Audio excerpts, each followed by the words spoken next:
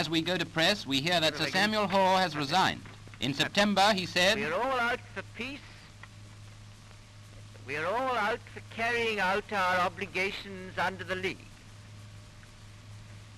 And we particularly wish, if it's possible, to carry out all those undertakings and at the same time to remain good friends with our very old friends, the Italians." Now, the almost universal criticism of the Anglo-French peace proposals has led the former Foreign Secretary to take the full responsibility and tender his resignation. In Italy, a famous crack regiment, the Tavera Division, composed almost entirely of students and sons of the Italian aristocracy, is reviewed by King Victor Emmanuel and his son, Prince Humbert. The Tavera Division is soon leaving for the East African war zone. So far, the application of sanctions does not appear to have slowed down the steady stream of men and machines from Italy to Ethiopia. The King takes the salute, and another division is on its way to the war. London's Christmas visitors include the many performing animals to entertain London's thousands in the circus ring during the holidays. These lions and tigers have come from Hamburg, all the way by sea. But Jumbo prefers the gangway. Not that the gangway likes it very much, because Jumbo weighs nearly 7 tons. Now, with his younger brother, he's on his way to start rehearsing for the big show.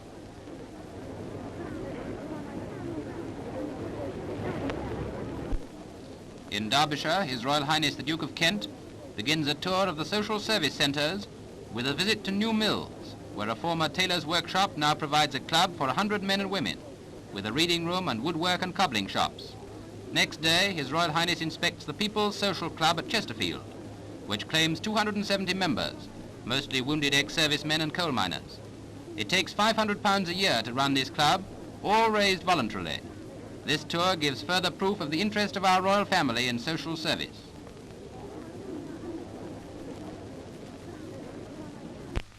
A day later, His Royal Highness reaches the great industrial city of Derby. And here again, the royal visitor's interest in the social work shows what a keen appreciation he has of the efforts which are being made to help the unemployed.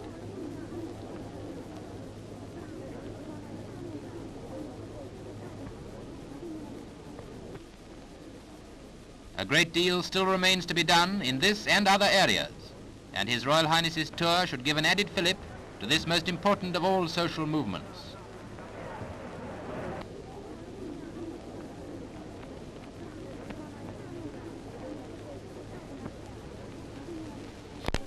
Christmas weather comes to parts of England, with the whiteness adding new beauty to already lovely scenes.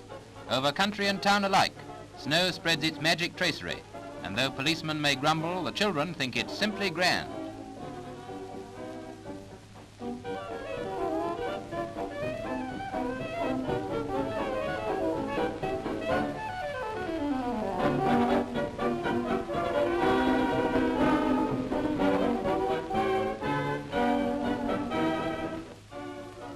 Here's one young lady demonstrating a graceful way of sitting down. And now it's okay for Father Christmas. In London, students of the Royal College of Art rehearsed their tableau for the Chelsea Arts Ball. The theme of the ball this year is looking backwards, and these students have looked back so far they've got into the Bronze Age. But it was very cold when these pictures were taken, and they weren't really sure whether they were in the Bronze Age or the Ice Age. Mama, buy me that. Anyway, they say that cold skins make warm hearts, so I'm taking Mother's advice and keeping my overcoat on. The Christmas rush is in full swing, and all over the country they're working overtime so that Mrs. Jones can send Mrs. Brown those knickknacks that don't match her wallpaper. Last year, my friend George sent me a pigeon, which was a bit of a surprise until I found it was a homing pigeon. So if he sends me another one this year, I shall cook it. Actually, the rush will get worse and worse, so Pathy Gazette, keeping ahead of the news as usual, shows you just what things will be like.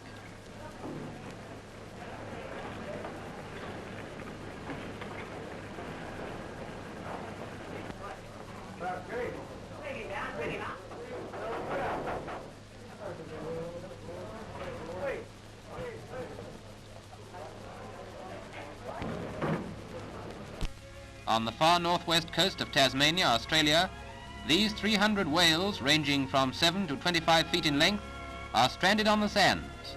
They ventured into shallow waters and were caught by the receding tide. While the inhabitants delicately hold their noses and look all over the town for Jonah, the government gives the visitors a state funeral as teams of oxen drag them 2 by 2 into deep trenches dug in the sand.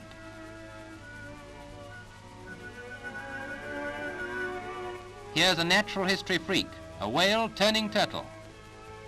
It seems a paradox that while men are raiding the seas searching for whales, others are burying them. The fact is that it's impossible to treat the stranded 300 for their oil. There's enough whaling as it is from the neighbors who daren't leave their windows open.